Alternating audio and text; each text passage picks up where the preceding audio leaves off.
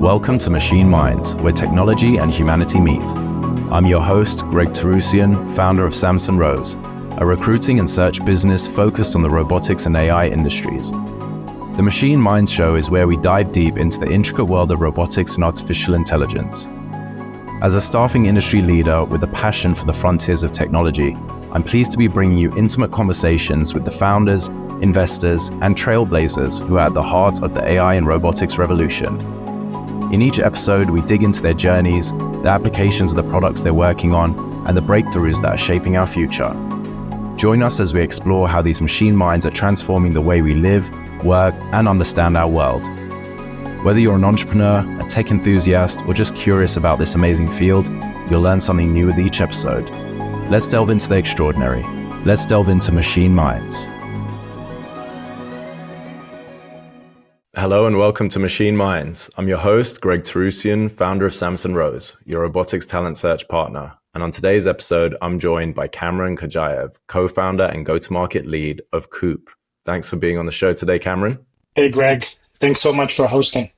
My pleasure. Glad we got this scheduled. Let's jump into it. Yeah. So, Kamron, can you walk us through to start off with anyway, your professional journey prior to founding KOOP and what experiences shaped your career path? Yeah, absolutely. I've actually worked at another startup called Propel. The startup offered telematics device to trucking companies. And the primary angle there was that it will help reduce accidents through different preventative methods, such as the map that will notify you of certain, dangerous areas of the road. And we have a lot of data on each mile of the road and can tell which mile is riskier than the others, right? Using some of the past statistics, we did sell into trucking space pretty successfully, and insurance was definitely a big angle. That's how I got introduced in the world of insurance, and how different ways of how insurance carriers really think about technology. And back in 2018, 19, I guess, and 20, telematics was just kind of still new, and it was doing this big move towards insurance. And that's how I got the way that I saw a lot of potential in, intersection of risk management and robotics. Interesting. So that sounds like the right stepping stone to kicking things off with KOOP. So Right. Yeah. And my co-founders were in the space already. My co-founder and CTO was working at Uber ATG on self-driving cars. Sergey, our CEO, was doing banking. And we all decided to kind of, put our experiences together. How did you all meet? I went to school. Yeah. Okay, cool. So for the people who don't know who KOOP are and what you guys do, can you just give us that overview before we go a little bit further? Yeah, absolutely. At KOOP, we help early stage startups in the deep tech space to get enterprise ready. We pretty much help companies de-risk their revenue by taking care of compliance, insurance, and security requirements all in one place. That's kind of our one-liner, you could say. So how did the concept for KOOP come about? Was there a particular problem or gap in the market that you guys identified? Yeah, KOOP started in 2021, and initially we looked at two primary use cases of autonomous technology. We looked at on-road use cases and off-road. On-road are self-driving cars, where the traditional telematics data is not going to work for insurance because you don't have people speeding, accelerating, doing harsh brakes. There you have completely different approach to new data sets that are coming out of the self-driving cars. This was our initial idea, and that's how we started KOOP. And we realized that the future of self-driving cars is just incredible, and insurance is going to be one of the things that are necessary to solve so that this technology can scale pretty much nationwide, because you're legally required to have insurance, whether it's a business or a personal vehicle on the road. And another program that we've launched in partnership with Lloyd's of London is something that targets off-road robotics. We've realized there are lots of challenges in procuring proper insurance policy in that space as well. And there is no consistency, lots of confusion, and traditional local brokers are not really familiar with the space, and traditional NGAs and insurance carriers are also not that familiar with the space as well.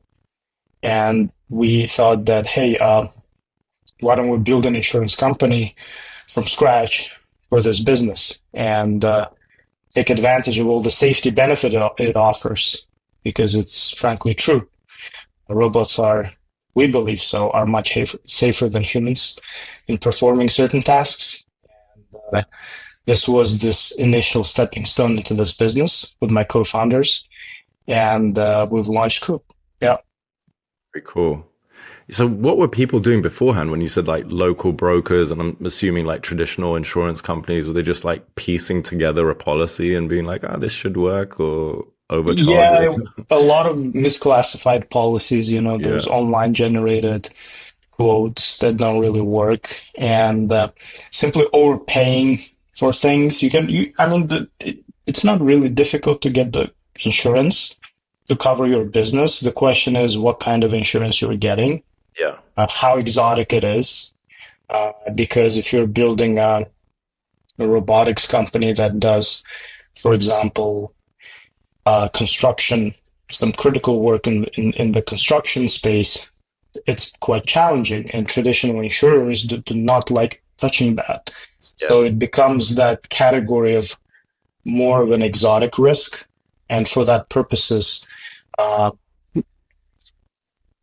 local brokers or bigger brokers take this risk to Lloyd's of London, where insurance premiums start at a cost that is completely insane, and a lot of startups can't afford it, right? And they end up either making a deal with their customer or pilot customer to cover them, or give up certain things, or just end up paying 50, 60, or £100,000 a year just to keep the liability insurance so they can start their pilot.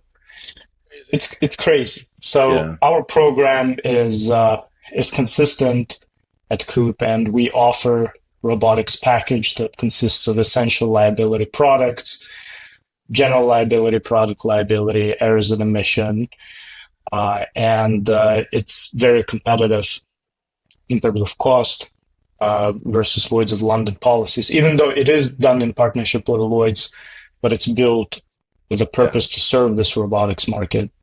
Tailored. It's very tailored. It's very tailored, and it's quite popular.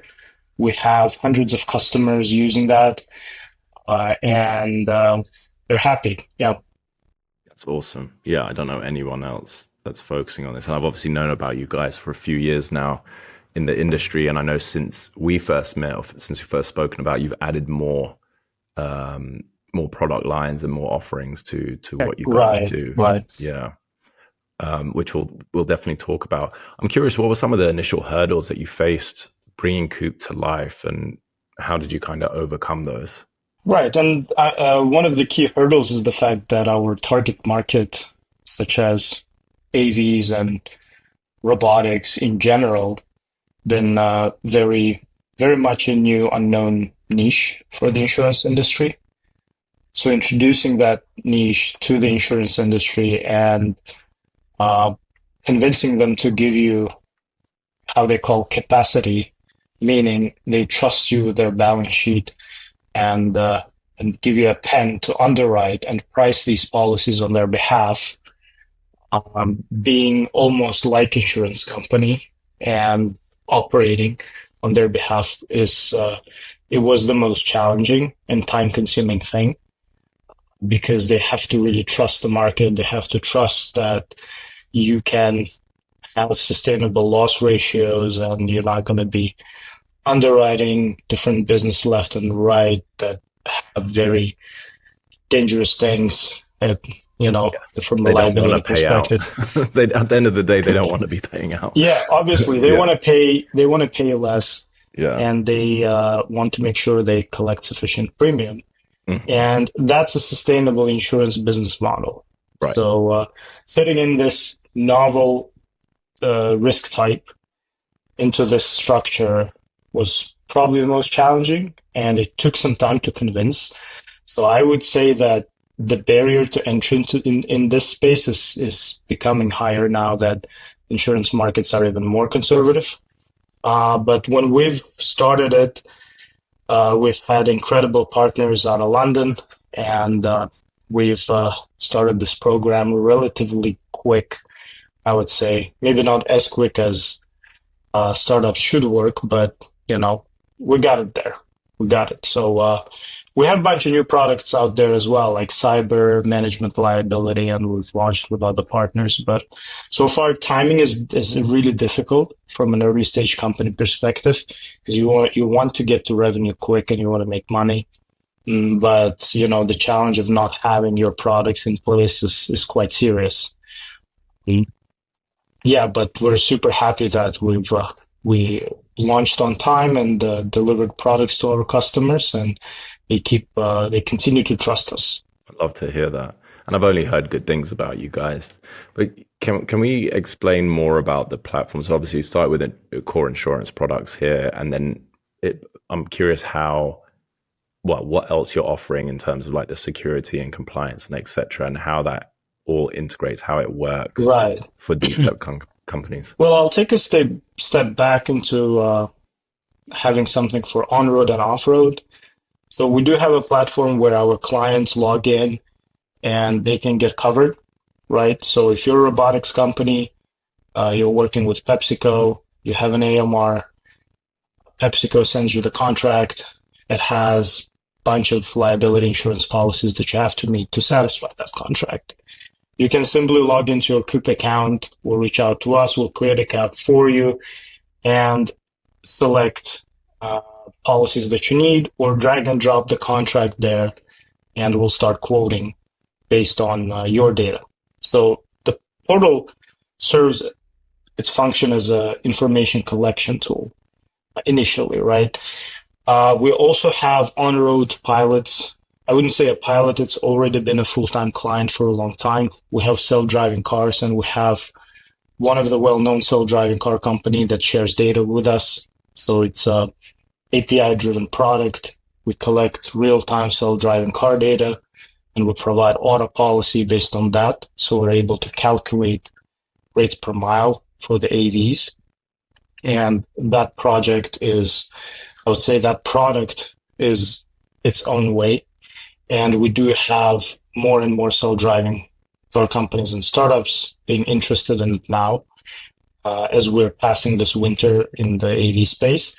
But on the robotics side, they log in, they provide the basic information about their company, use case, vertical, what kind of robot they have, what kind of software they use, and security system in place.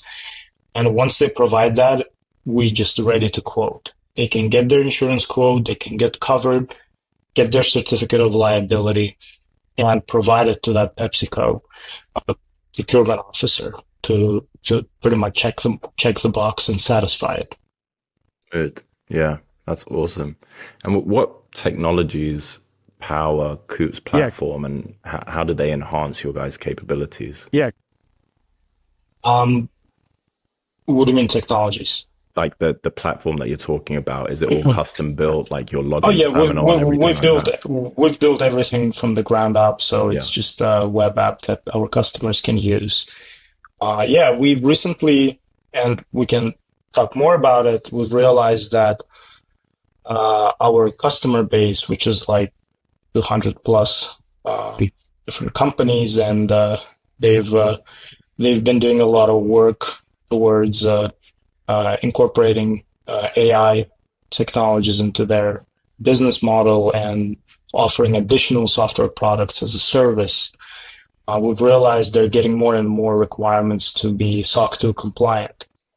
Not just SOC 2, but also ISO and HIPAA compliant. And these requests are coming in pretty frequent.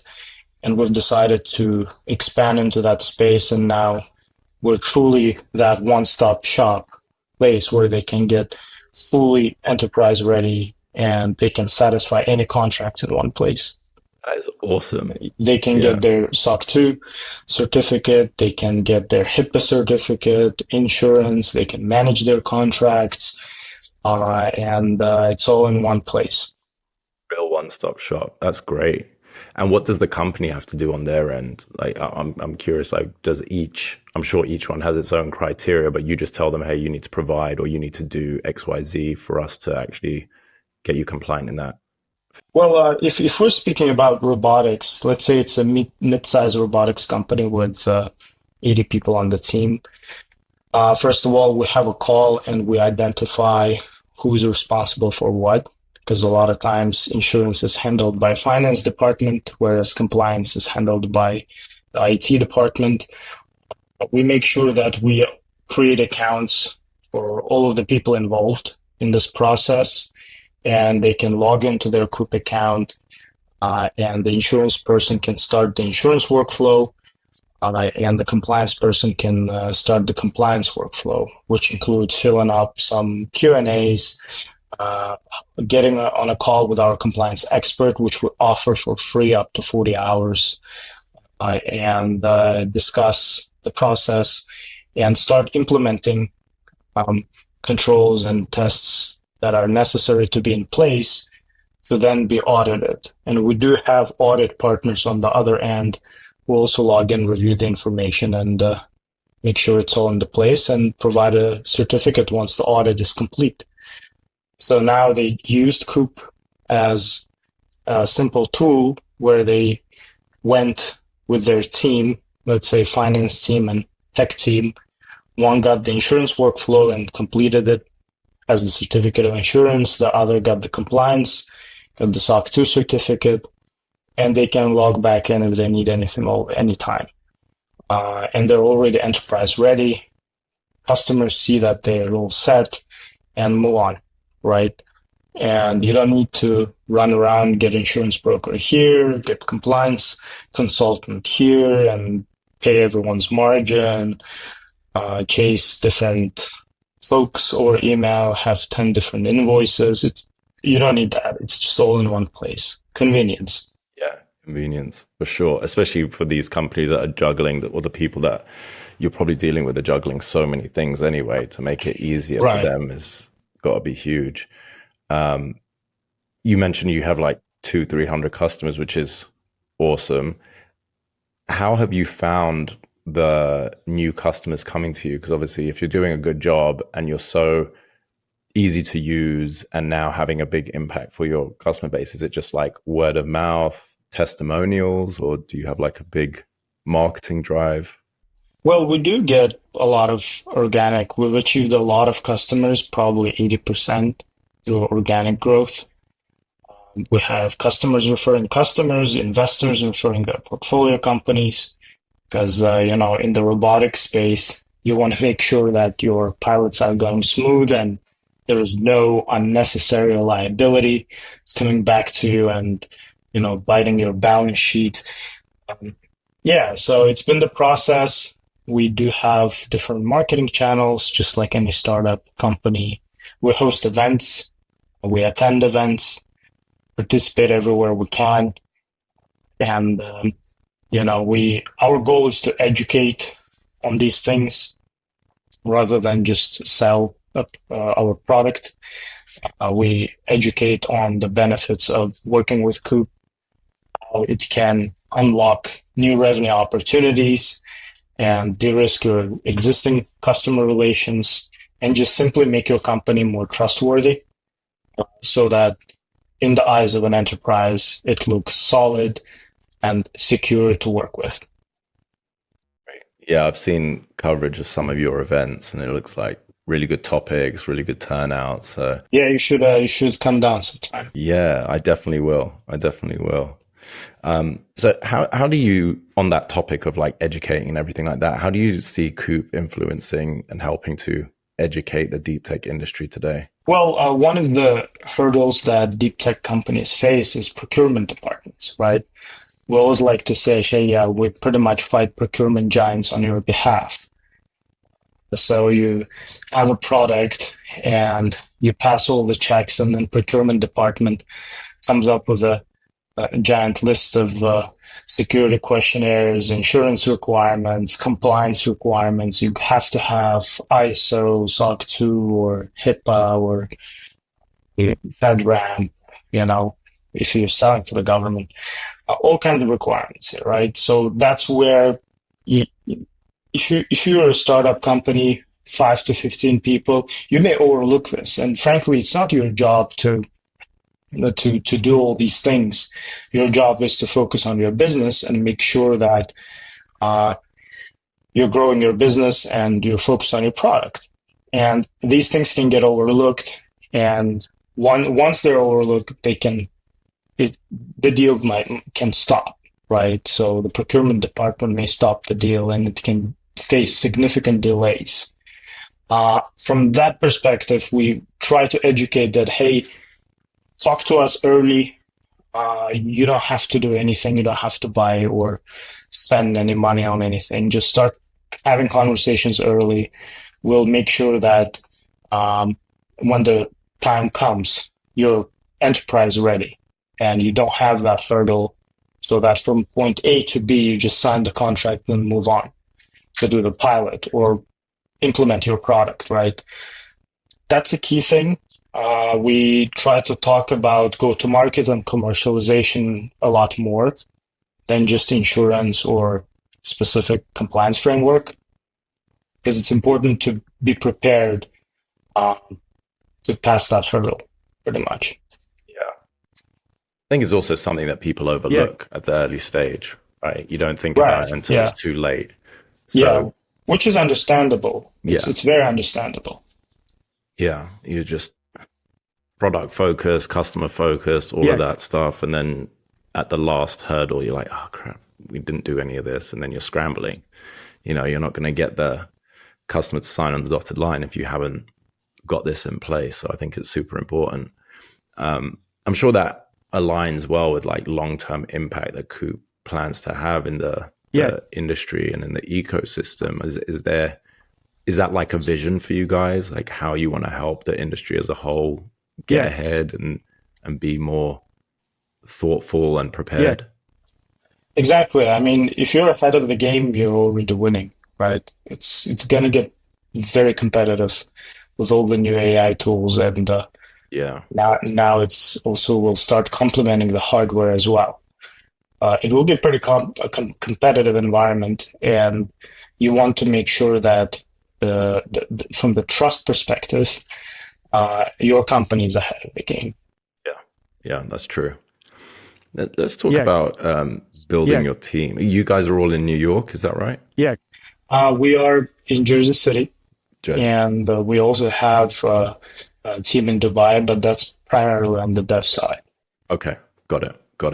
And when you're building your team, are there specific qualities that you prioritize over others, or things that you look for KOOP? Yeah, we definitely look for people who are intellectually curious and are in generally excited and aligned with the vision of the future that we have, and we'll probably share it because you are in this space. That is the key main points, I would say. I'd highlight. Everything else is just basic, right? Right. Yeah. I mean, you got to be able to do the main criteria of whatever job that you're trying to hire for. But if you don't align with like the mission, the values, and the overarching industry. Exactly. They have to believe in not just in the product, but also in the space we're in. And even better if they have a lot of relationship in the space. If you're hiring for the business development role. Yeah. But overall, that the alignment of vision is very important. Yeah. That makes a lot of sense. Yeah, because they have to be adaptive too, right? Because this industry moves pretty quick, and there are different stages of that industry. You had self-driving cars, now you have humanoid robots, this and that. AMRs are big, so it's all over the place, and it's only moving forward. You need people who understand that, are adaptive, and can navigate this. Yeah, it's definitely not a stagnant industry. And I think not a double-edged sword. What's the word that I'm looking for? It's very unique because you are operating insurance, which is an archaic industry, right? And in a lot of ways hasn't changed in a ton of in time. Yeah, But you right. guys are And the exception to that, right? And you're yeah, trying to do it for an innovative exactly. industry. Yeah, Exactly, and being at the intersection of deep tech and insurance is even more yeah, interesting because you have uh, robotics companies talking directly to underwriters here, which in our case, and it doesn't happen that often because the insurance industry kind of doesn't really interact with this edge tech right. space, Yeah, right? Um, but we do, so yeah. it's exciting. Yeah, you guys are a great example of. I tell people this a lot, like when I mentor or advise one-on-one, like people in job searches, that they're just like, I'm really interested in robotics, for example, or deep tech, but I just don't have any of the skills. Like I can't. And I'm like, do you know how many different elements touch an industry like that? Like if, for example, with recruiting, you could recruit for any industry you want. Obviously, that's what I do, but I love robotics. I love hard tech. So you can find a way of helping that industry or working in it. And you could be Right. in Yeah. insurance. And now look, there's an avenue for Right. you to work in that industry and understand it and keep tabs on it, have a network and go to events and learn and have a positive impact, right? And you recruit across different areas of work, right? Yes. Engineers, Yep. Yep. finance people, Finance, business operations, development. sales. Okay. Yep. Yep. So we hire key leaders across all of that. And then we build out engineering teams from senior engineer up to CTO. So it's super interesting, and because we operate primarily at the earlier stage of companies, that's a particular type of profile. Is very different to, a public company or Right. a company that's Series E, So yeah, understanding that niche and that sweet spot of those profiles, I think is Right. key. And then when we're talking to people in different industries about what's transferable into robotics and hard tech, you can see when the interest, like their eyes light up and like, wow, I didn't even think about that. And you don't realize how much of it is transferable. So it's great. I love it. Love it. That's Um, nice. let's talk about the future of the industry for a second. What developments in tech and insurance sectors are you most excited about? And it seems like you guys are right at the cutting edge and creating a lot of these changes, but curious what's really exciting to you. Well, we're as I mentioned earlier, we definitely see crazy implementation of AI technology, and that's what the websites say, at least of all these companies, of a Everyone's an lot of AI company. companies. Yeah. So hopefully they are. Um, that's been the big shift, and it's really tough to say something specific about the future because it changes, but definitely the intersection of AI hardware is going to be big. And we see a lot of opportunities there in the deep tech space. It will not roll back. It will only move forward, right? And we're just excited every day to see something new. Yeah, same. Every day, every week. But exactly some key areas where we do expect big opportunities are warehouse logistics, manufacturing. Those are primary, plus construction. Some of the hard to perform tasks where robotics or uh, some analytics tech can add a lot of value. So these are the areas we're particularly excited about, and where insurance is something without which you cannot operate. And if you're working with big data sets or some personal data or public data, you definitely need to have like your compliance in place in order to do the project, right? So there we come in and enable, and would like to see ourselves as an enabler, and we're pretty excited about this space. Love that. I was just thinking that you guys must have a very unique insight into all of the various verticals of robotics right now and what is Yeah, actually being deployed commercially as in volume and who is adopting it. So what you just mentioned there about like logistics, manufacturing, construction, are you seeing a lot more in terms of volume of robots or just adoption in general being a hot space? exactly. We're seeing, I didn't mention that, but agriculture is also a big one. That space is definitely, I would say, way ahead in compared to construction, right? Because construction is much harder and more difficult, I guess, from the technical perspective and also risk perspective. But in the agriculture space, we do have different use cases. We have customers that do autonomous trucking, autonomous tractors.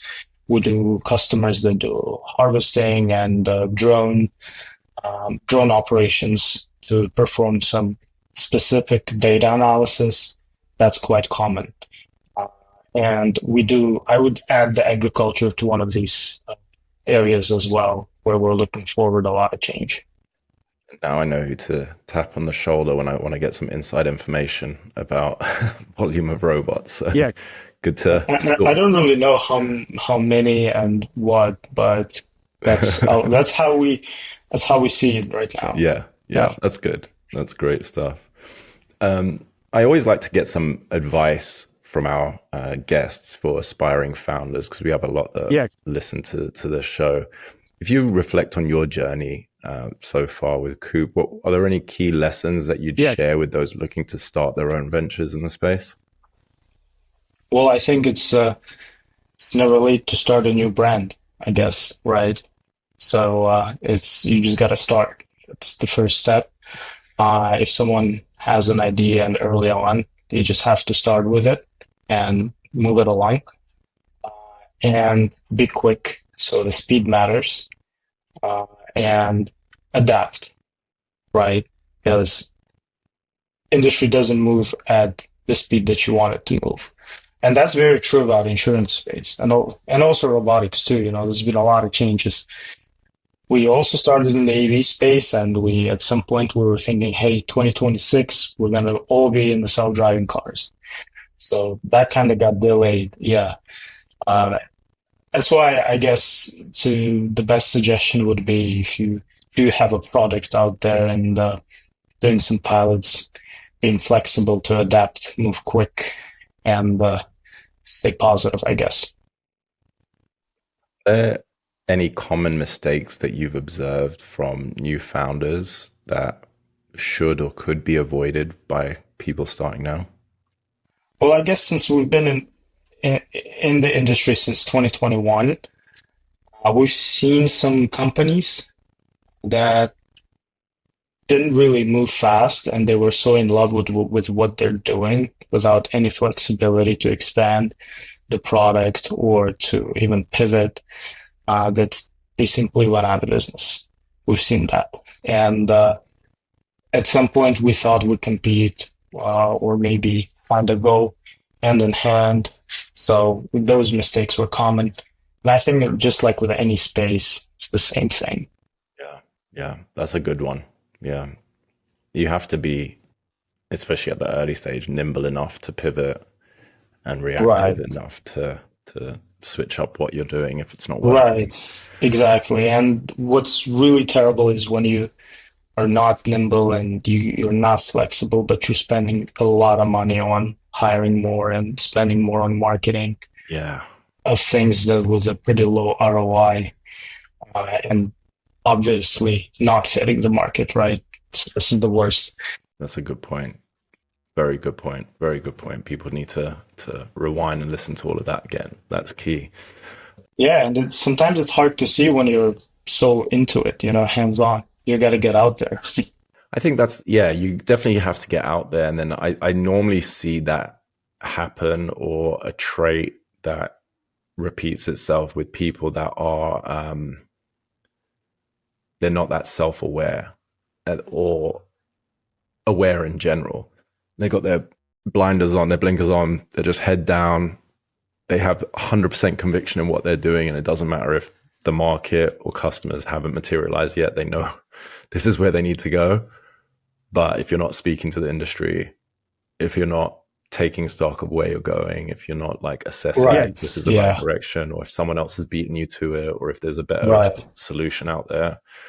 I don't know if you heard the story, but I think Slack was initially a video game company. That's how they started it. Was it really? I didn't know that. Yeah, you can look it up. I think it's Slack. So it was a video game company, just not going where it's supposed to go, and they realized they're using this chat internally and decided to kind of make a product out of it. That's cool. Oh, very cool. That's a very interesting pivot, but yeah, Yeah, that's true. You hear of a few different ones like that, where it's like not the intended solution or not the intended use, and then all of a sudden it's the market decides sometimes, like, hey, this is useful, but we're going to use it for something completely different. I wanted to ask you something about regulation, because the intersection of technology and regulation, it can kind of be contentious, right? And how do you guys navigate regulatory changes? And also, do you believe like current regulations that they adequately address the needs of emerging tech? Because it's changing all the time, right? right. Well, to be honest, we don't really come across a lot. Okay. Insurance itself is a very regulated space. Yeah. So we're licensed in 50 states, and we renew our licenses. We have few licenses actually in almost every state.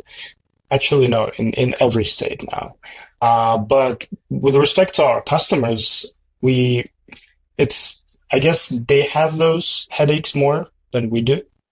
And we're not regulatory consultants or legal counsels, so we do not really touch that area. So I would not have the best answer about the regulatory landscape for the deep tech space in general. Um, but hey, I think, the easier it is for companies to pilot their products and start early deployments and selling them, it's better. Yeah. Yeah. It's a tough one, really. I mean, you got to sympathize with some of the regulatory constraints, but then also you see when innovation is really at its peak. And even if it's on a state level where they have like some looser guardrails or incentives for companies to come in and do testing or manufacturing or just trying in public in the intended use, it can move things along so much quicker. And Yeah. yeah, it's tough. But yeah, no, that's a good point. Obviously, it doesn't fall into your world. Well, look, Kamron, this has been great. I really appreciate you taking the time, and I'm glad that we finally got this on. Thank you for being on the show. Where can our listeners connect with you and KOOP and find out more about what you guys offer? Yeah, absolutely. On our website, koop.ai, KOOP.ai, and our LinkedIn page, which is also koop.ai, and anyone can reach me on LinkedIn. I'm pretty responsive, actually. Love that. Okay. Well, I will be sure to have those links included in the show notes. And I look forward to seeing all the new products that you guys are probably going to add, because I know from when we first met to what you guys offer now, things have changed and you've added so much more. So I'm sure there's more to come. And yeah, supporting you guys however I can in the future. Thank you very much, Greg. Appreciate your time.